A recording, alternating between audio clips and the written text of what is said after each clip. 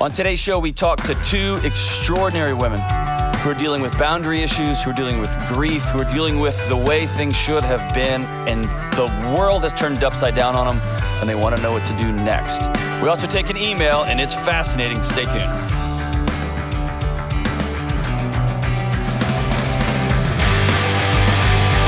Yo, yo! This is John with the Dr. John Delony Show. Man, I'm glad you're here. Hope you're doing well. I know things are so chaotic, so bananas, but I'm glad you're here with us. I'm glad you're walking alongside us. Glad to see your smiling face, James. You're not smiling at all. Kelly's not even looking at me.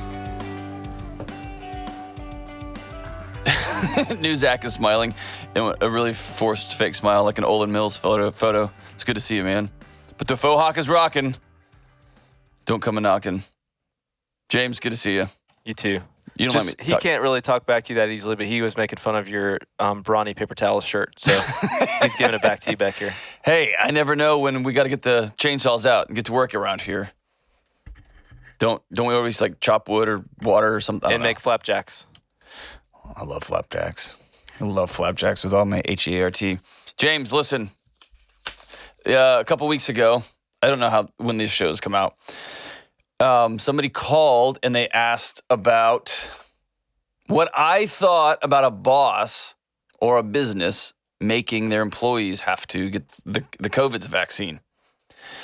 And one of the analogies I used was I used to work somewhere and they called me in and said, hey, you can't wear a suit but not tuck your shirt in. You look like a slob. You got to tuck your shirt in if you're going to work here. And then I had a decision to make. And so I drew that analogy that businesses now, some of them are saying, vaccinations are on you. We're going to offer it with like a flu shot. I went and spoke at a big company this weekend in Texas, and they were offering flu shots and COVID shots downstairs for anybody who wants them. But I made the analogy that some businesses are saying you have to have this to work here. And dude, the internet's lost their internet mind, saying, there's a big difference between putting things in your body and tucking your shirt, and this guy's an idiot. Which is exactly what I said on the show.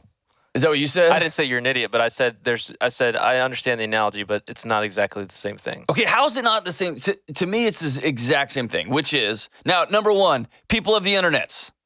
I know it's a different thing, injecting something in your body. I get that.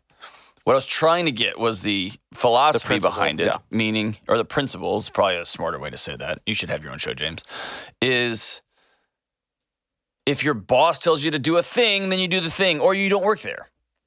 Does that make sense? Why is it different? You think it's different. Why? No, you're right that the principle is the same. I was just saying tucking your shirt in is just like tuck it in. You can untuck it when you get home.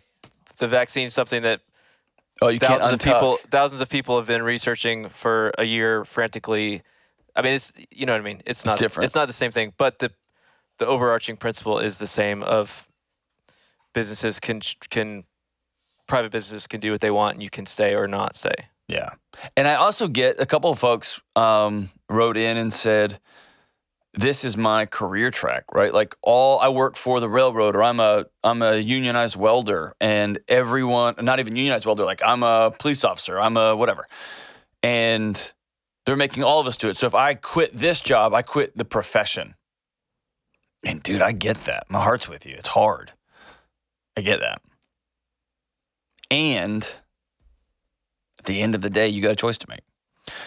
One of the things, I had a buddy reach out, and he's he's so brilliant. He's a extraordinary travel nurse. And we just had a back and forth real quick. But I asked him, are you going to end up getting this vaccine? And he said, yeah, I'm going to end up doing it.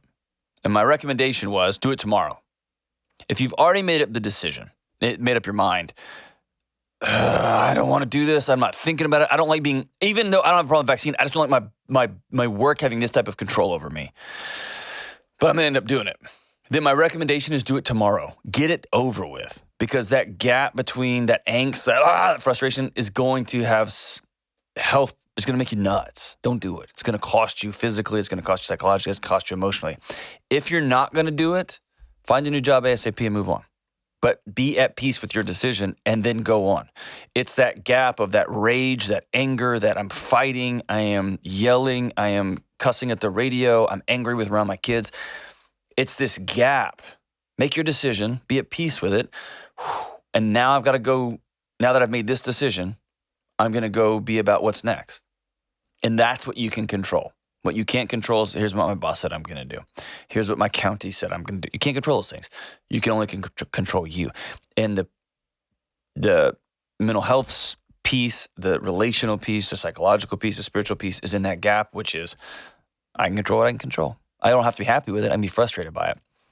But I'm not going to give other people that much power over my sleep, over my marriage, over my parenting, over my relationships, over my dating life, over my nutrition. I'm not going to give them that kind of power. And I know it's hard, man. I know people feel stuck and they feel trapped and they feel angry that they're being told that they have to do things. I know people who already got the vaccine months and months and months ago, but then when their company came out and said you have to do it, they got raged out. Just they don't want to be told what to do. And I totally get that. Totally get that. And if you already know what you're going to end up doing anyway, then go ahead and get it done. Or go ahead and don't and be at peace. And then go figure out what's next. So that's just my recommendation. But I know that it's different than tucking your shirt in. Let's make it an analogy, right? I was just trying to draw a long arc here. That we have businesses, our jobs tell us to do all kinds of stuff. And we have to decide, am I in or am I out? And those are hard things. It's hard when they ask you to fudge numbers. It's hard when they ask you to come in every Saturday for the next 5 years. We're not going to give you any overtime. It's hard when they give you another department and another department and another department and no raise. It's hard if you work at a faith-based place and they tell you, or a mission-centric place, and they say, oh, you want more money? Oh, we thought we were just doing this for something bigger than us. And you feel bad for trying to put your value and your worth financially on the table and say, hey, I need some more financial support for all this extra work I'm doing. Every business has these things.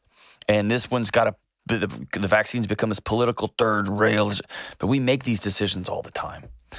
And it's hard and it's annoying and it's frustrating. What I want to do is just take the air out of it. It's just another decision that somebody put in front of you. I'm going to do it or I'm going to not. And then I'm going to be about controlling what I can control. And then I'm going to move on. And then I'm going to move on. I'm not going to give other people that much power in my life to take my soul from me.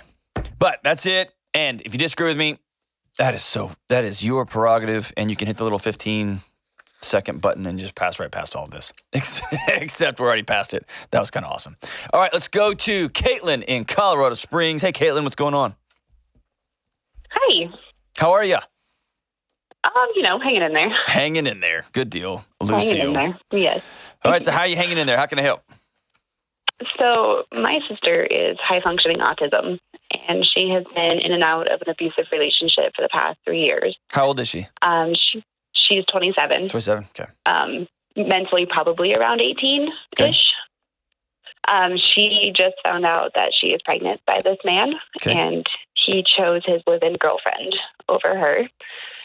And so she has asked me to adopt her child, and I don't know how to even go about processing this. Ooh, man. Wow. Welcome to it, right? Yeah. Yikes. So there's a lot here. He doesn't have to be married to her legally, but he doesn't get to opt out of this baby's life, right? Yeah. Well, I guess if you adopted this baby, you would be taking that responsibility from him. Is he signing over custody? He has a child by another woman, and he fought aggressively for that child, and so I'm guessing it would be a joint custody situation between me, my husband, and him. Yeah. It'd be really interesting too. Yeah. So I'm asking some questions. I've got real strong feelings about this, but tell me about your sister. She's high functioning autistic. Does she full-time employment? No, she hasn't held a job for 3 years. She'll start for 2 weeks and get overwhelmed and quit. Okay. Is she seeking any sort of support care or? No. No. Okay. Will she or just will she not? She doesn't think there's anything wrong with her. So she refuses to seek any sort of care, even though I know she would be a candidate for any sort of governmental support, or she needs mental health support. She needs it all, but she refuses to admit it. Is this pregnancy a wake-up call to her or no? No, she's pretending it's not happening other than asking me to adopt the child. Huh. I don't often, on this show especially, say the words, I've never heard this situation before. But I've never heard this situation before, Caitlin. So how did the conversation come up with her coming to you? She called me crying, saying the test is positive. So more of the situation is that she was helping watch his daughter, even though his live-in girlfriend was there as well. I didn't fully understand the situation. And then he asked her to cut the birth control out of her arm, the rod that goes in. And so she did. And her doctor specifically told her, you're going to get pregnant because you're sleeping with him. And then with his living girlfriend in the place? Yeah. Yeah, she doesn't know about any of this. She doesn't know his living girlfriend lives there? No, the living girlfriend doesn't know about anything with my sister, that they're sleeping together or any of that. I just have one word. Awesome. Yeah. Wow. Okay. And so she calls me surprised that she's pregnant. Of course. So is she surprised cognitively? Like, is this a surprise to her, or is she surprised that she got caught? You know what I mean? That she got caught. Is her cognitive capacity one that she is unable to put 1 + 1 = 2? That if I cut this birth control out of my arm and I have unprotected sex with this guy, I'm going to get pregnant. Is she unable to make that algorithm work, or is she being an immature young person and living in denial? I think it's more of the denial. Okay. How old are you? I'm 31. 31. Okay. Where's mom in this situation? Oh, she's done. She's so tired of dealing with my sister. Okay. My dad too. Yeah. Okay. Can your sister hear a family conversation? Probably not, no. Okay. So I'm going to strongly recommend you do not adopt this kid. Okay. I have an explanation. Do what? Do you have an explanation as to why? It's not your kid. And I say that meaning it's his kid. And I've never heard of a joint custody where he doesn't really want to have custody. He doesn't want to be with her, but he's going to work out some joint arrangement with y'all two. I mean, that's just not how that works. If you adopt this kid, he signs off that he's out. She signs off that she's out. And this is y'all's kid. And then you have a sister with mental health challenges here's the thing. A hurricane landed in your home and y'all got to deal with it. Correct? But sort of, because it's her home. And my guess is y'all have been cleaning up this. You say your parents are just tired. I heard it in your voice. It wasn't just words. Like they are exhausted. And they've been dealing with this forever. And here it is. Now it's grandkid time. Now it's niece or nephew time for you. And if he came, everybody has to have a grown-up conversation. What's got to happen. And if he was to say, I will sign this child over. I don't want this kid. I don't want anything to do with this kid. And she said, I'm going to sign this over and I'm going to move in with you guys for the next 7 months and deal with this. Then that's another thing. And then maybe you and your husband are the most altruistic, extraordinary people on the planet. You adopt this kid and she's got some sort of peripheral relationship, but y'all hold boundaries and it's just going to be a tough road to hoe for the next 20 years. And that may be a very realistic reality for you. But there's no such thing as a joint custody where you adopt a kid, but dad's involved. And like, there's no three-way custody kind of thing. It's his baby. Yeah. Okay. Yeah. And so what I would do is call him. Do you have a relationship with him? Can you talk to him? I have his number. I've met him a few times. It'd anger her to no end if I contacted him without her knowledge. Well, she's going to have to be a part of the conversation too. Because the courts are going to recognize her as an adult unless you call on her and get a psych evaluation that says she is unfit. Yeah. And then they can terminate parental rights in utero. And then the second that baby is born, it goes to a family member. But they're going to have to do a psych workup on it. It's World War III, but you're in it, right? And she's going to fight you and hate you and all of those things. Yeah. Or she may be totally at peace. What you and your husband have to come to terms with, and you and your mom and your dad have to come to terms with, is there's a baby here that's caught up in the middle of this. Yeah. And you've got your exhaustion with your sister, your anger with your sister. We've been telling her this for 30 years with your sister. And that's on one side of the equation. The other side is there's a baby here. And my guess is the fact that you're calling me, you're not the kind of person just to let that ride. You know what I mean? Right, exactly. Do you want to adopt this kid? I have 2 of my own, and we were done. And now that there's this infant out there that didn't do any of this, like, I can't just let it go into foster care or with this dad that is an abusive man. Like, I have this savior complex, I think, honestly. Sure. Well, there's savior complex, and then there's that baby needs a home. And those are 2 different things. You grew up in the home of a sister with special needs. Mm-hmm. So everyone who grows up in the home of a kid with special needs is either all the way out or they are looking for people to help. That's the you get to see a ringside seat to an empathetic life, right? So you're there. Mm-hmm. Here's the only way I see this thing playing out. You have to sit down with her and with him and say, she's pregnant. We will take this baby, but everybody signs off. Okay. And you got to go with an attorney and through court and get it all documented out that he doesn't loop back on you, and he probably still will loop back on you. She will loop back on you. Just know you're in it. Okay. And it's going to be a mess, which means you and your husband have to be anchored tightly together. You have to know how far you're going to go on this deal. You're going to have to make sure you're talking to a pastor or to a marriage counselor as y'all walk through this, because your picture of what your life is going to be is different now. Yeah. And my gut tells me you've always known something like this was coming. Or you've always had in the back of your head, she'll move in with us at some point, or we're going to have to deal. Like, you've always had that back there. Is that fair? Yeah, it was something, drugs or something. We knew something was going to happen. Right. Yeah. And that's where we are.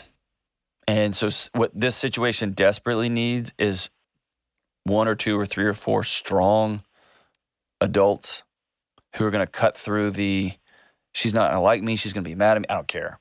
Now there's a baby involved. My niece or my nephew's involved. And your parents are tired, sorry. I get that, but we're all in it now. And I know this guy's a complete and total scumbag, but it's his kid. Yeah. And if he wants to say, this is my baby, he gets to do that legally. And that's gonna be something that y'all gonna have to grieve together until you know about abuse and whatnot. And then you're gonna file on him, and then you'll end up with this child anyway, right? Right. Yep. Yeah. I think that's what I'm trying to avoid in the situation too, if I can, is to not have to go in and rescue a horrible situation. Right. I'm so sorry you're in the middle of this, Caitlin. Yeah, it's rough. It's new too, fresh, Yeah. How far along is your sister? 6 weeks. Okay. 6 weeks? Yeah. Okay. Yeah. So you've been down this road. There's a lot that can happen between now and, 8.5 months from now, 9 months from now. Yeah. Yeah, it definitely can. So here's does your sister live around y'all? About an hour away. Okay. Is she open to coffee meetings? Is she open to dinner with you once a week or something like that? Or is that impossible? No, she is. Yeah, she's really involved in my kid's life. Like, she's great as a nanny and a babysitter, just not as a parent. Okay. So she's very involved in our lives. So it sounds like she's high functioning and really smart and is really loving and can turn it down when it is convenient. Is that fair? Or is that Yeah. Am I not being kind? No, that's true. She can. It's just when she decides to, and if she doesn't allow the consistent, I don't really know how to describe it other than, like, if you see a non-high functioning autism person like rocking in the corner, that's kind of what happens in her mind when she gets overwhelmed by a decision. Okay. She just can't settle. Okay. And when you walk alongside her, is she able to stay anchored a little bit? a little. Okay. But then she also needs someone to tell her what needs to happen. Okay. That's where I was actually aiming, which is you and your husband sit down and say, what are our boundaries here? How far will we go? What will we do? And that will be everything from, will she move in with us when she's 3 months pregnant and for the next 6 months, or will we financially support this pregnancy, or and her nutrition and her, are you going to go with her on her OBGYN visits? I mean, how far are we going to go here? Mm-hmm. And make sure y'all write that down. We are on the same page, you and me. And give each other permission to shift. He may come to you a couple of weeks from now and say, I just can't do it. Or come to you a few weeks from now and say, we're gonna go to hell and back to get this kid, right? Whatever that, I mean, y'all may change as you go, right? And then write down how you're gonna support and love her. Not fix it and solve this problem. This problem is I mean, this is what this is. But letting her know, I'm gonna love you through this, and handing her a sheet of paper that says, here's how I'm gonna support you. I'm gonna come to your doctor visits. You're welcome at my house at any time. If I'm going to adopt this baby, this is what this will look like. If I see that you're doing drugs, I'm going to call the police. I'm going to call Child Protective Services immediately. Okay. And that may freak her out. But I want her to hold a piece of paper that says, here, and maybe the title of it is, here's how Big Sister's going to love you. Yeah, okay. And you've been through 2 of these, and make sure that, you know what I mean, it can set up as a very caring next step. And be really direct with her about, I know that we all both know that when things get hard, you shut down. And so here's our, when we start to shut down, here's what we're going to do. And I'm going to be there for you, or I'm not going to be there for whatever your boundaries are. And then you need to let her know that we're going to have to, if you want me to adopt this baby. And again, she may have just found out and freaked out and told you that. And then a month from now, she's going to want to raise this kid. So the option to adopt this child, maybe 0, maybe none. You never know, right?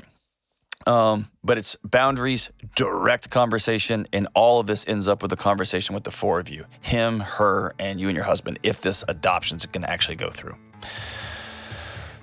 Whew, that baby's lucky to have you. Your sister's lucky to have you. And I know that loving and being connected to somebody who has cognitive challenges, who has atypical learning challenges, who is autistic, who has any number of challenges. I know it's hard and it's exhausting. And so thank you for loving her, even when it's so, so, so hard. There is no, when it comes to adoption, there is no, hey, we'll all just figure this out live. Nope. There's got to be lawyers involved. There's got to be clear things involved. There's got to be boundaries and protections for this kid. Otherwise, this kid becomes a pawn in a long game, and the kid pays price. Thank you for your heart. Thank you for your connection here. We'll be right back on the Dr. John Delony Show. Hey, good folks and friends and listeners to the Dr. John Delony Show. The world is bonkers, right? We all know this. And one of the most common questions I get is, how do I find a counselor in the chaos? I've reached out and there's a 6-month waiting list, or I can't afford it, or they only take insurance, or I can't get off work in time to go see somebody and it's way across town. What do I do?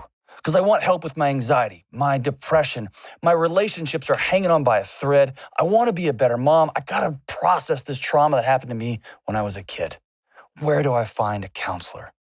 So I partnered with BetterHelp, because BetterHelp is customized online therapy that offers video, phone, even live chat sessions, so you don't even have to look at your therapist when you're talking to them if you don't want to. I've taken away all your excuses, and it's more affordable than in-person therapy. And these are real licensed therapists. If you reach out to them, you will be talking to somebody within 48 hours.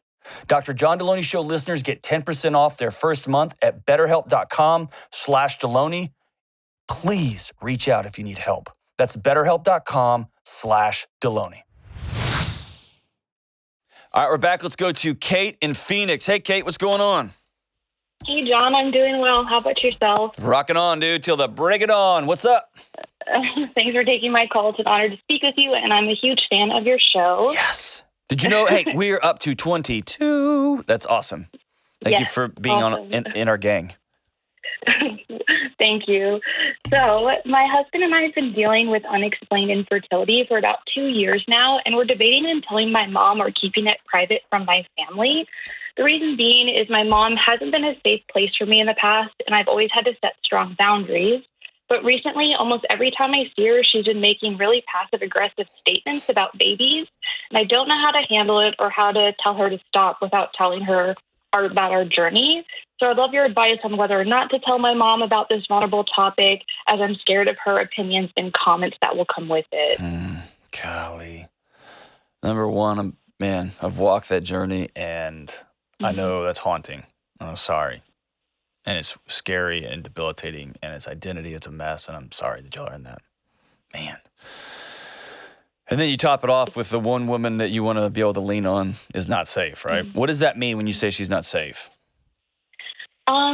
Just to give a brief context, like she was raised in a pretty toxic family environment, and then Hold on. You're defending her.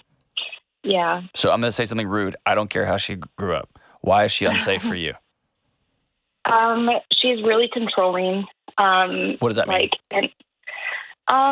Just growing up, because she didn't have a lot of control in her life, she always would, tell me what to wear, what to do, what I needed in my life. And like, if something's wrong, she would just be like, all right, well, ABC, you're not fixing it because of this. And it just gets so personal with my body on this topic, that I'm just scared she's going to ask really hard questions about like tests or examinations, or give me just an opinion in my marriage. And that's just a place I don't want to invite her in.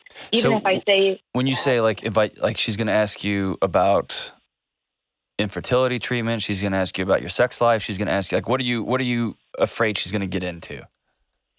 I'm scared that I'm going to have to answer some questions that she might ask. And then the other side is I'm scared she's going to tell everyone that she knows, because that's kind of what she does.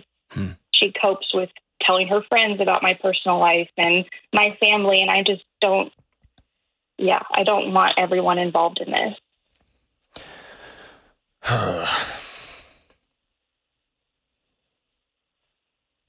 So your mom does not deserve the level of power she has in your life. Correct. And she may have never hit you, but you're in an abusive relationship you've drawn boundaries before. How old are you? 31. How long have you been married? 5 years. Okay. It's time your mom gets out of your marriage. Because she's parenting your husband now too. And she's parenting your unborn kids now too. And it's time for her to be done. A couple of things you can do here. Number one, I want to back out and put mom aside. This is your body. This is your marriage. This is your journey. But I want to tell you that infertility is nothing to be ashamed of. Okay? You didn't screw something up. This isn't a fault issue. This isn't a failure issue. Okay? And the shame that comes with this and the identity challenges that come with this stack up on the stories your mom told you your whole life, right? Yeah. You didn't fail anything. And often secrets literally become inflammatory responses. Our bodies respond to secrets and to controlling messages and trying to control everything around us. And when we try to control who's saying what about what and who knows what about what, who do you suddenly sound like? Yeah. Who? Her. Yep. And so often, one of the most extraordinary responses to growing up in that world is complete and utter vulnerability. I'm an open book because I got nothing to hide because I'm awesome. Not in a YOLO millennial way, like, yeah, bro, I'm awesome. Not like that. But I'm worth being loved. And my body is my body, whether it's doing what I want it to or not. And my husband's body is my husband's body, whether he, you know what I mean? We are standing up on our own 2 feet. We are standing as tall as we can, and this is our journey. And what I found in my life, when I become obsessive about trying to control messaging, when I become obsessive about who knows what and how and who got what story, and I told these people this part of it, but I told them all of it, and this person knows how I really feel, I'm the one who goes bonkers. And my spiritual life, my psychological life, my physical life pays the price. So what I would tell you is, I don't care what anybody says. This is y'all's marriage, y'all's bodies. y'all's journey to walk. And the people who love you will walk it with you. And the people who want to judge it or criticize it are welcome to leave the building. When that comes to your, I'm going to tell you my thought here, and I'm going to caveat it with, I am not a woman. I've been in a relationship where we struggled with infertility, but I know it's different. So I am prefacing it with that. Okay. I also am prefacing it with, my parents were extraordinary in this. And so I didn't have your situation. Okay. I know the psychology of secrets is poison. It kills us. Yeah. I also know the psychology of trying to live under somebody else's control is poison. It's one of the things that sets off our anxiety alarms and our depression, is feeling like I'm immobile. And so my recommendation here is you call your mom and y'all meet in person and you tell her all of it. Mm-hmm. And also tell her, I am not inviting you to tell me about what tests I should get. I'm not inviting you into my sex life. I'm not inviting you into my marriage. I am telling you that this is the journey. I don't want to hear any more jokes. I don't want to hear any more comments about it. We are walking alongside this. We've got doctors, we've got friends, we've got a counselor, we've got whoever. And this is where we are. Period, at the end of the story. And if you can set that type of boundary, it will come with her trying to ramrod that boundary over. Mm-hmm. And that's when you find out how strong Kate is. Right? Yeah. And when she bams up against that boundary and you hold firm, suddenly there's this, and you stand up a little bit taller and a little bit taller, and you realize, I'm way stronger than I thought. Mm. And then she'll bam up against it again, and it will hurt less. Does that make sense? Yeah, that completely makes sense. And if you just want to leave mom completely out of this, leave mom completely out of this. That's up to you too. And when she gets to make her little comments, she doesn't get a vote in your life. She doesn't get a vote. So she can make every stupid little comment. She's like, I just wish I had a grandkid. Well, I wish I had a mom that wasn't an idiot. And, well, neither of us get what we want, right? You know what I mean? Yeah. Have you ever gone to talk to somebody? Have you and your husband talked about her role in y'all's marriage?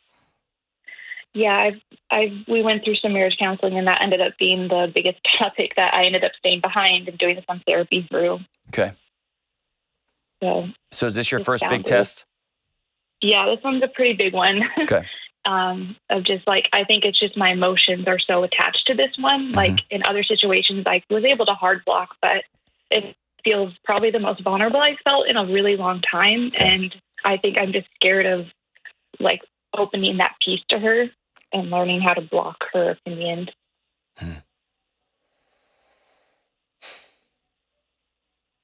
Often when we build walls, they don't protect us from people on the outside. They keep us locked up. And they keep you from living wide open. And walls and boundaries are different, I think. Sometimes, especially in abusive relationships, man, walls keep us alive, and we have to have them. Like, I can't see them. I can't hear them. I will not talk to them. Those boundaries are critically important.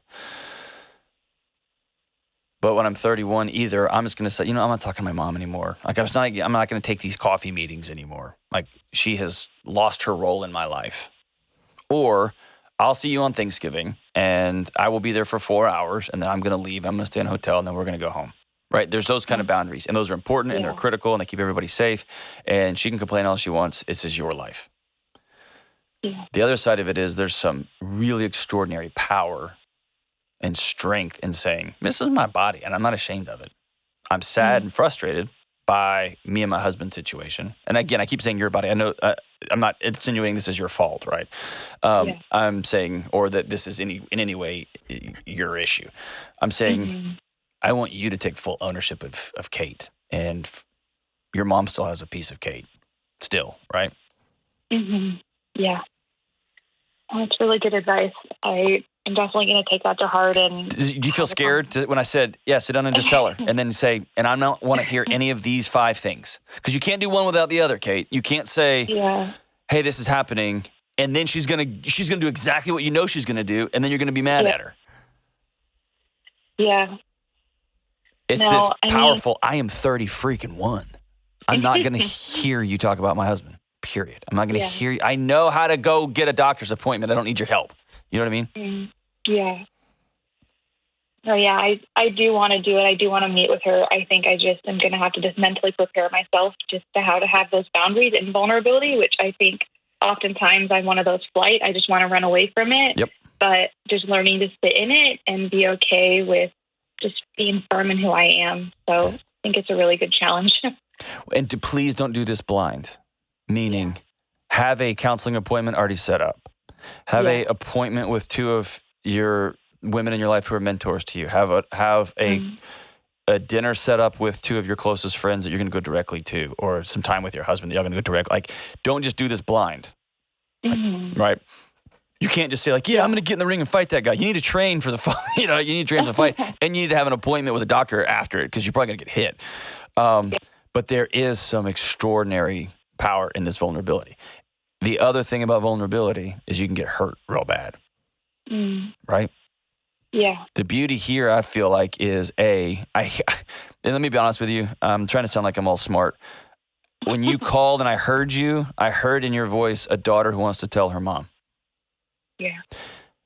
And that also means there's a daughter who's still holding on to a fantasy that this is going to be the time when it all changes. And it might not. It probably won't.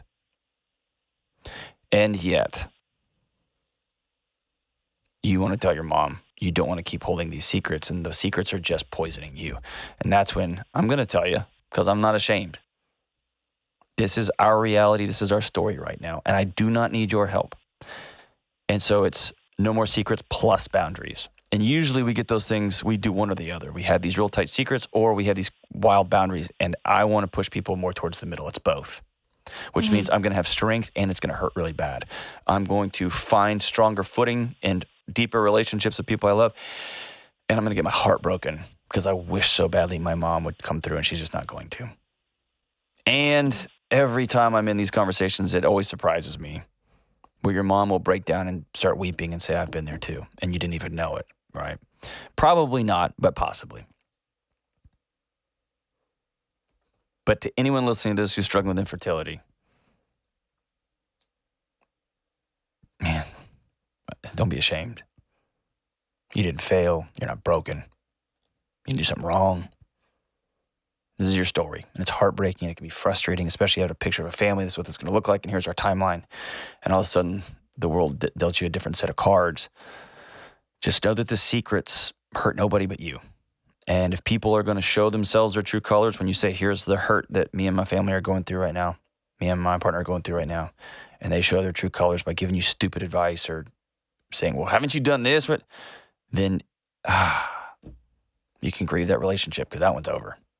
You can have some peace and move on. You can dust your sandals off, dust your shoulders off, and move on. I know that's easier said than done, but thank you so much for that call, Kate. Oh, that one's hard. All right, hey, real quick. I got this email. Let's see here. It's right here. Nettie. She wrote in and said, I recently heard you talk about a woman that married a man who had a gambling addiction just like her father. You said people often marry their unfinished business. Can you explain what you mean by that? Yes. When we don't get things as kids, we often try to solve that problem relationally. You always hear me say kids feel a gap between them and their parents, especially when their parents have mental health challenges, when their parents have addiction challenges, and they have physical challenges. Kids know I should be connected to my dad or to my mom, and I'm not connected. So why divorce is so hard on kids. And they say, I must be the problem, and they go about trying to solve it. Lori Gottlieb, she's a phenomenal writer and mental health practitioner. She's got a great podcast too. She says that, I love what she says, we have a radar for the familiar, even if it's painful or hurtful. Our brains always try and solve for the familiar, and they're always trying to solve these recurring gaps. And so we can think that we want different, we can think that we want unique or we want adventurous, but the most powerful parts of our brains and our bodies search desperately for the familiar. So here's how this plays out a lot. Your dad, let's say he was a loud yeller. He yelled a lot. That's how he got power in the house, slamming doors, yelling and all that stuff. Or he was obsessed with always leaving the house. He was always going to do this thing or do that thing, or his garden, like, it's my garden, right? Or hunting or whatever the thing is. And you said in your head, I'm never going to marry a guy like that, ever. And then you meet Dan, and Dan's quiet and laid back, and he could care less about baseball or hunting. He's actually a gamer, right? And you told yourself you were never going to marry someone who was always gone, always running around, always, on weekend trips or whatever, obsessed with baseball. So you married Dan. He never leaves your house physically, but he's never there emotionally, psychologically, spiritually, because he's down in the basement playing video games. And then what you do is you have one model for how to solve relationship challenges, solve that disconnection. You do whatever your mom did or whatever the other adult in your house did. And you use the same words, the same wooing techniques, shame, the same one up, one down positioning, all those things. And then all of a sudden this same dance has started. He may not be off hunting, but he's off in Call of Duty. And then you respond in the same way your mom or your dad did, and it creates the exact same dynamic, and suddenly you're married to a guy who disappears on you again. And he may not yell, but he controls the house by being really quiet and pouting. Or over time, he may get louder and louder because you're responding in ways that make him want to respond, and then all of a sudden you're in this dance. And kids are always asking, what did I do to make dad want to ignore me, to make mom call me fat? What did I do to make my mom yell or to slam the cabinets or to make my dad want to leave? And kids, I'll tell you, nothing. When parents do that, that's on them. That's their challenges that they're working through, their heartaches and their struggles. And so I say we always marry our unfinished business. Your brain's always looking for a familiar. So when you're in a place where you say, I think I'm going to marry this person. I think I love this person. Or you've been married for 5 or 10 years and you think, man, my alarms go off every time this happens or that happens. Just pause and back up, go 30,000 feet away from where your heart's not racing anymore and say, how's this connected to what I saw when I was a kid? And often the situation may be different. It may not be gambling. It may be alcohol. And it may not be alcohol, but it may be I married a workaholic. It may be this or that. And suddenly you're going to find out, oh my gosh, I married my mom. Oh my gosh, I married my dad. Oh my gosh, I married somebody just like my dad, except completely opposite. And that doesn't mean you're broken. That doesn't mean you're fit. That means you now have a context for how to move forward and reconnect, to reimagine your relationship and build something new and wonderful. But that's what it means when they say we marry our unfinished business. Have y'all ever done that? We got people in the back going, no, I'm talking about, yeah, absolutely, yes. That's a difficult question. I'd have to think about it. Yeah, my husband is very similar to my dad, but in good ways. Yeah. But, yeah, very much so. Zach? Okay. Just doing it's so great. All right, as we wrap up today's show, oh man, I think it's 1992, Dr. Feelgood album, It's the Crew, from me and Kelly. This is one of the greatest songs ever written. It's called Don't Go Away, Mad, Just Go Away. We could sail away or catch a freight train or a rocket ship into outer space. There's nothing left to do. Too many things were said to ever make it feel like yesterday did. Seasons must change, separate paths, separate ways. If we blame it on anything, let's blame it on the rain. I knew it all along I'd have to write this song. We were too young to fall in love. I guess I knew it all along. That's all right. That's okay. We were walking through some youth, smiling through some pain. That's all right. That's okay. Let's turn the page. And remember what I say, girl. And it goes this way. Girl, don't go away mad. Girl, just go away. Right here on the Dr. John Delony Show.